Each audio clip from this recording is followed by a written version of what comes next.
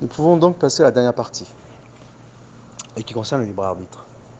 Donc le premier qui a véritablement parlé du libre arbitre est saint Augustin, le chrétien, bien sûr selon le prisme chrétien et biaisé, avec cette dimension du péché originel. Les Grecs avaient pour leur part parlé de ce domaine, mais sous une forme présentée autrement, sous un autre habit. Et bien sûr, cet avis qui a été on va dire, initié par l'Algérien Saint-Augustin deviendra la norme dans la religion catholique chrétienne. C'est d'ailleurs ce que fera Jean Damascène, qui était au service de l'Empire omeyyade. Il faisait la leçon aux émirs en bas âge, en tant que maître et instituteur. Eh bien, il avait imaginé un discours qui opposait un partisan du libre arbitre,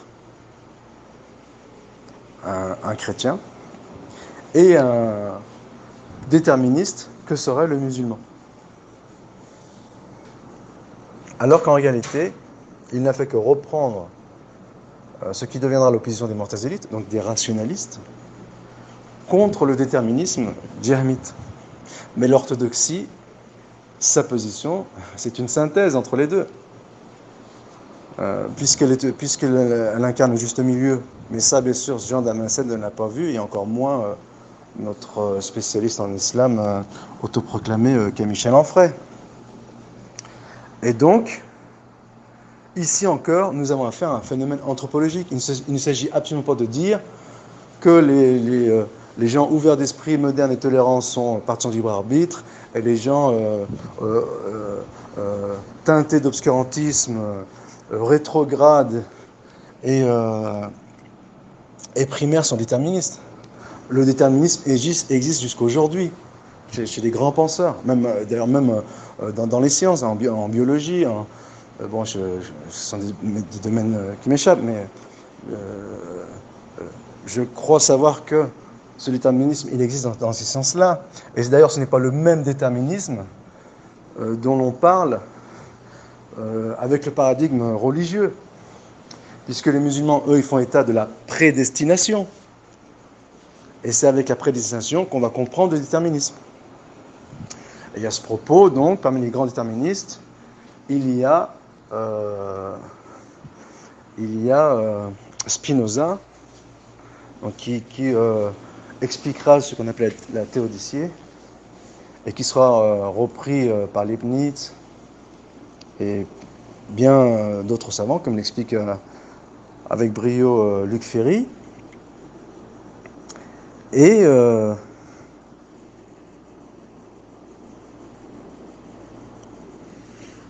en fait, pour comprendre qu'est-ce que les enjeux du déterminisme et du libre arbitre, c'est que le libre arbitre, il est mis en avant, c'est-à-dire que c'est un extrême de mettre en avant uniquement le libre arbitre.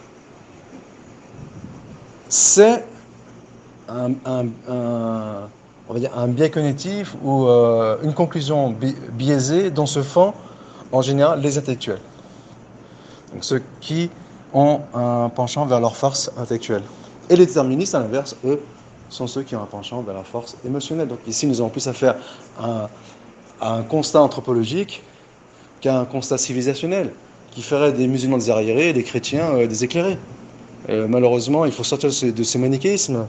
Michel, ça me fait penser à France Hollande 80, lorsque Michel Platini marque son coup franc et que Thierry Roland se fend d'un Michel. Parenthèse fermée, eh bien, Michel Onfray, en tout bourrin qu'il est, bien qu'il se fait passer pour un intellectuel, ce que je ne doute pas, d'un point de vue vraiment intrinsèque et matériel, mais il faut avoir la profondeur d'esprit pour distinguer ce qui est distingué entre les choses et de percer dans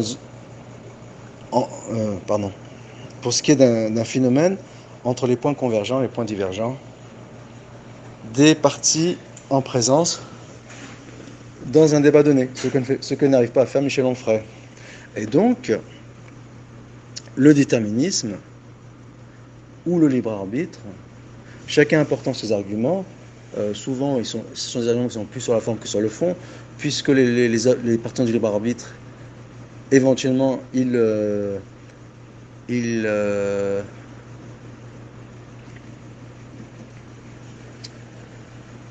remettent pas en question le déterminisme qu'il y a chez l'homme, et inversement, les déterministes, ils ne remettent pas en question la part du libre arbitre. Donc ce sont des phénomènes qui font débat dans les milieux, notamment en psychanalyse. Est-ce qu'une personne, notamment aussi en matière criminelle, est-ce qu'une personne, elle agit ou elle commet son crime par déterminisme ou selon un libre choix? Et de toute façon, quand bien même il y aura une grande part de déterminisme, en dernière instance, le choix est le premier individu, et à la limite, si il est envahi par ses émotions et ses passions, eh bien, c'est le prix d'une accumulation d'errances qui l'ont mené à ne plus se contrôler. Donc, si il n'est pas responsable en dernière instance, il l'est en première instance, et il est donc responsable de son crime et de ses actes. Et bien sûr, le sujet est long. Ensuite, lorsque les philosophes ont parlé de théodicée, bon, bien sûr, dans leur discours, tout n'est pas faux, notamment lorsqu'ils parlent de bonheur, lorsqu'ils parlent de la notion de bien et de mal, et ainsi de suite. Ce sont des thèmes qui ont été repris, bien sûr, par les grands savants musulmans, notamment par Ibn Taymiyyah. Et à chaque fois, Ibn Taymiyyah, il en fait des synthèses cohérentes et universelles. Et donc, le débat sur la théodicée oppose les rationalistes modernes ou athées à la vision chrétienne de la bonté divine. Et à chaque fois, le débat oppose les rationalistes modernes à la vision chrétienne traditionnelle. Et ensuite, on accole cela à toutes les religions, dont la religion musulmane. Mais simplement, la religion chrétienne, elle est biaisée, puisqu'elle n'appréhende Dieu que sous le prisme de l'amour. Et nous l'avons vu. Eh bien, il faut, de la même manière que chez l'homme, il y a ces deux versants, l'amour et la haine, qui sont régulés par la justice. Eh bien, Dieu, il est à la fois amour, il est à la fois haine, mais il est avant tout, et surtout, ou avant tout, je ne sais pas, puisque l'amour est apparemment prépondérant, mais il est surtout juste. Dieu est juste. Et c'est un élément qui a été occulté dans l'équation. L'équation a été présentée de la façon suivante chez les chrétiens, disant que Dieu, il est bon, il est omniscient, donc forcément, on ne peut lui attribuer le mal. Mais donc, ils ont oublié l'autre versant, c'est que Dieu, il est aussi haine. Mais surtout, ils ont oublié que Dieu est juste. C'est-à-dire que quoi qu'il fasse, il ne peut être injuste. Et que ses choix, ils sont toujours justes et justifiés. Donc ça, c'est un premier travers qui a été occulté dans ce débat. Et l'autre travers, qui a été mis en avant par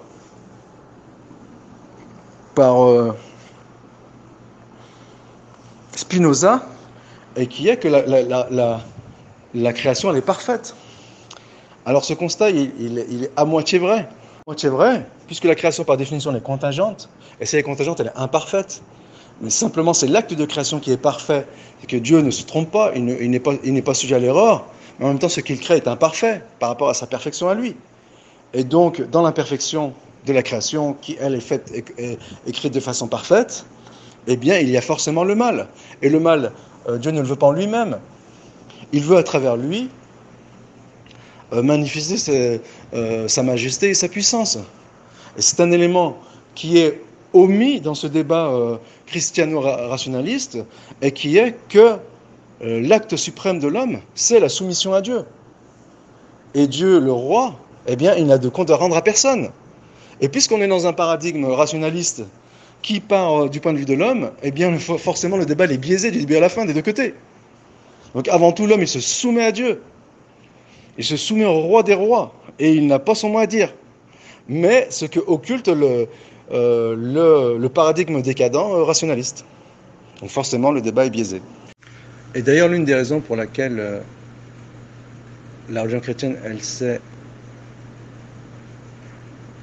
intégrée aussi facilement au monde moderne, dont elle est l'une des composantes, hein, l'une des raisons pour laquelle les Allemands étaient des grands philosophes, contrairement aux Français qui étaient éventuellement des grands artistes et des grands écrivains,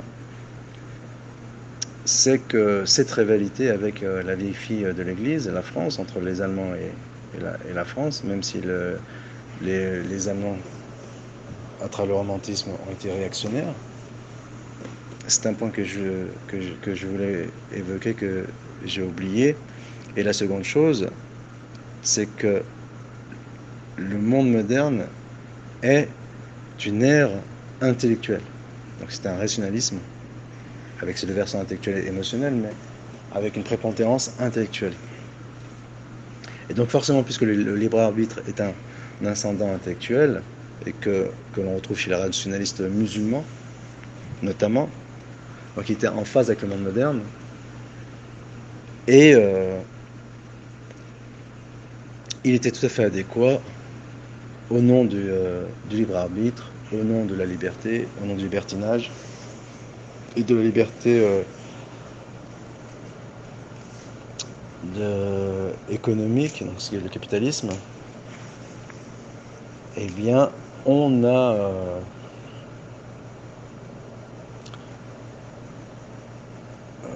privilégié cette dimension chez l'être humain qui est le libre arbitre. Et les rationalistes, ils se sont opposés à l'orthodoxie anthropologique musulmane, qui était l'acharisme, qui eux étaient déterministes, et on a associé cela, bien sûr, de tout temps, pas forcément après ce conflit, au traditionnisme musulman.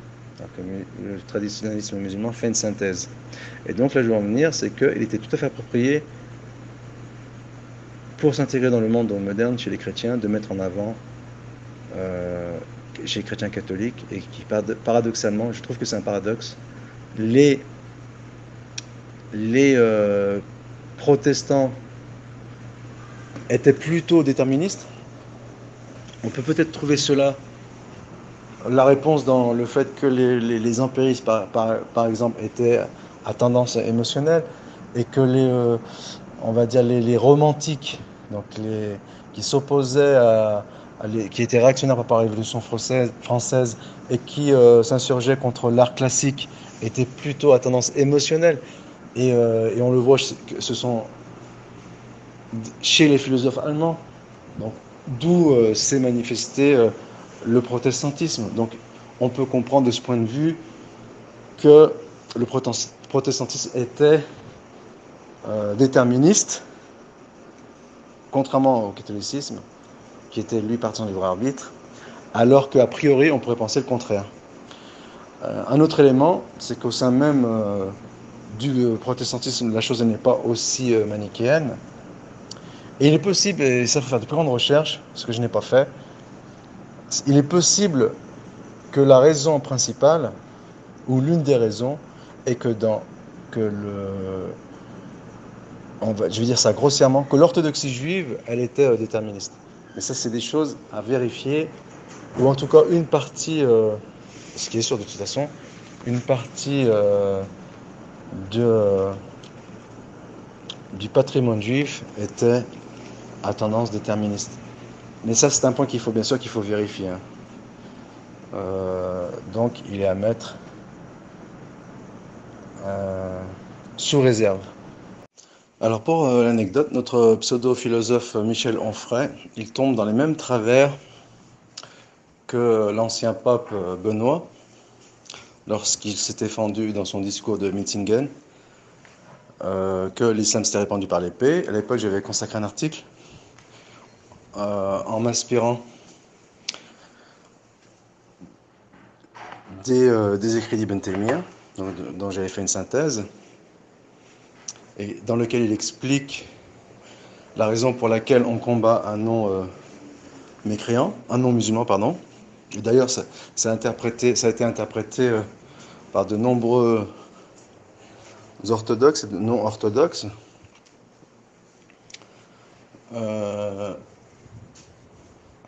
D'une façon erronée. Ils émettent l'idée sur laquelle Ibn Taymiyyah il défend le djihad défensif, alors que ce n'est pas le cas. Il ne fait qu'expliquer la raison pour laquelle on combat un non-musulman. Et il explique qu'on ne le combat pas ou qu'on ne le tue pas uniquement parce qu'il est mécréant, mais parce qu'il constitue une entrave à la propagation de la bonne nouvelle.